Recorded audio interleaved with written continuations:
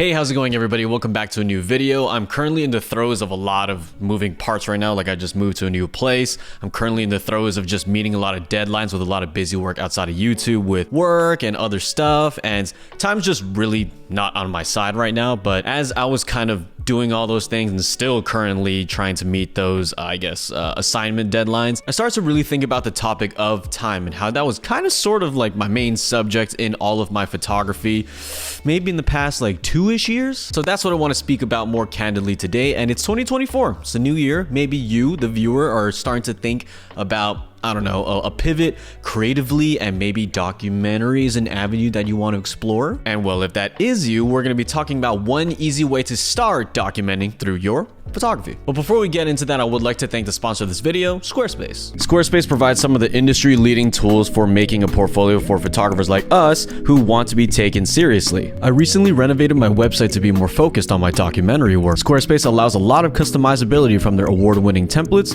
to something as simple as changing the background to black. I love how my website feels more mature, and if I have any questions or problems, I know I can contact the 24/7 customer service to get myself squared away. You can start a free trial today at squarespace.com/ChrisChew. Use my code ChrisChew at checkout for 10% off your first purchase. Thank you to Squarespace for sponsoring this video. Time is the most elusive yet obnoxiously obvious subject in every room that a camera is in. I already think that most of us already are good at documenting everything that happens in our life, but it's kind of hard to even see or notice the passage of time in all of these photos in someone's body of work. On any given day, with every photo that you took, there's just a bunch of point A's that start spawning. So what if I took a new photo today? Like, can you easily make that relationship between, I guess, today's point B to the one I made yesterday, or the point A? Not exactly, at least from my perspective. And even if I could make that inference and conclusion that these two photos are connected, just separated by 24 hours apart, well, I mean, if there's no like physical reference point or some kind of fixture in both of those photos, I can't really tell you the story that, I don't know, that time is passing between these two. So that's where my thought process and where my current career began.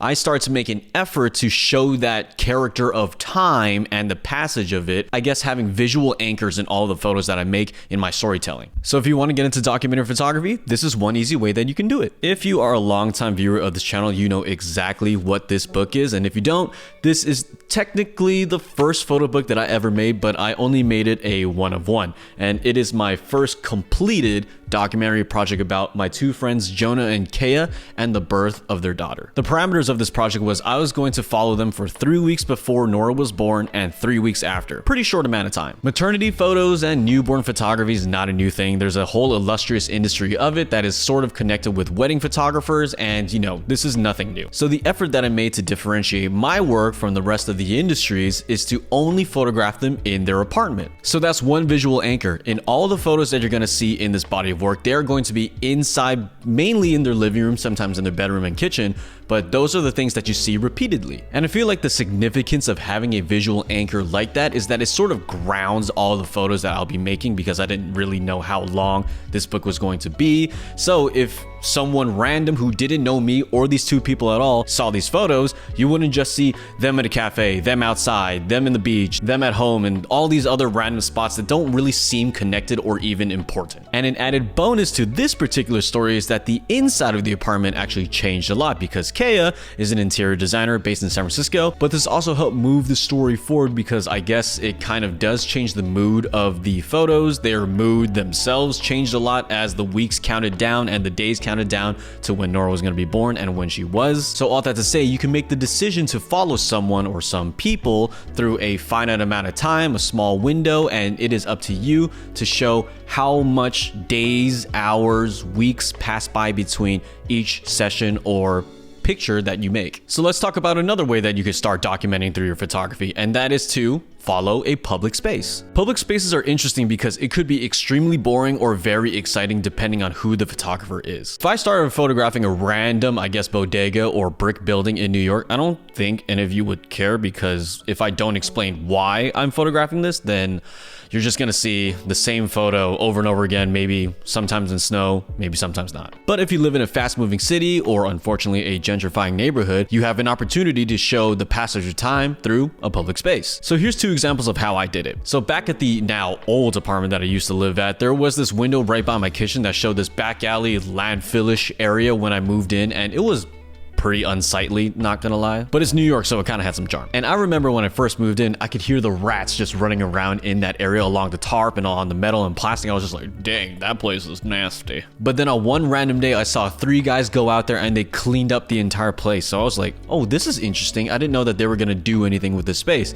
So I just took one random photo, and then I took another the week after and the month after, and then I was like, wait, there's actually a lot of change happening here. And I ended up collecting a very small body of work that actually did show a lot of progression in this one, I guess now beautiful backyard. I went from the landfill to a cleanup to a partial construction to kids playing outside, and now there's just snow out there. So progress was the obvious subject of those line of photos, and I never really spoke to those construction guys, those 3 dudes who were out there in the rain and cold and hot days. So they're kind of sort of the minor side characters to this whole story. Would I say that this story was compelling? Maybe to some, maybe not to others, but it doesn't really matter because I feel like it's good practice for me to involve those visual anchors in any stories that I want to tell. And if you are a regular viewer of this channel, you know my relationship with the West 4th basketball court. I said it like a million times at this point, but I finally got the opportunity to photograph it in the snow, ice, and sleet, which was a pretty cool look of the court that I would love to add to the overall growing collection and body work that I'm making on that, because it is a very obvious, stark contrast from the summer lively scenes that I've grown to know. So for you, maybe an idea could be you photograph your favorite movie theater, how it changes and how like maybe the area around it is gentrifying, but this fixture in your neighborhood, in your community, or in society is resistant to that progress of, I guess, construction and big business.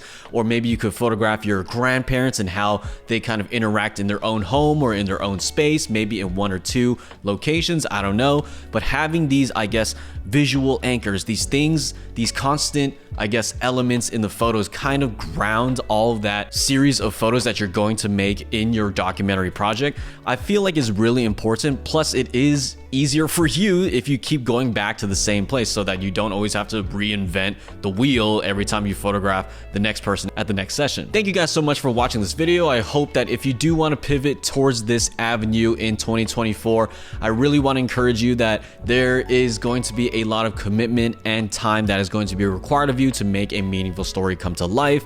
You're not going to get that much social media clout from it, or maybe you will. I don't know. That would be super sick for you too.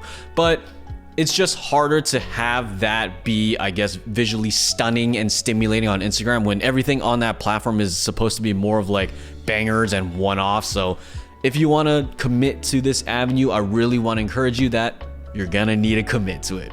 But it's going to be a lot of fun, very rewarding, and it could teach you a couple things or 2 about humanity itself. Make sure you like, comment, subscribe to this video. I had a lot of fun candidly talking about this. It was really unscripted. I'm sorry for the echo in this room. It's really empty, but I will see you guys in the next video. Peace.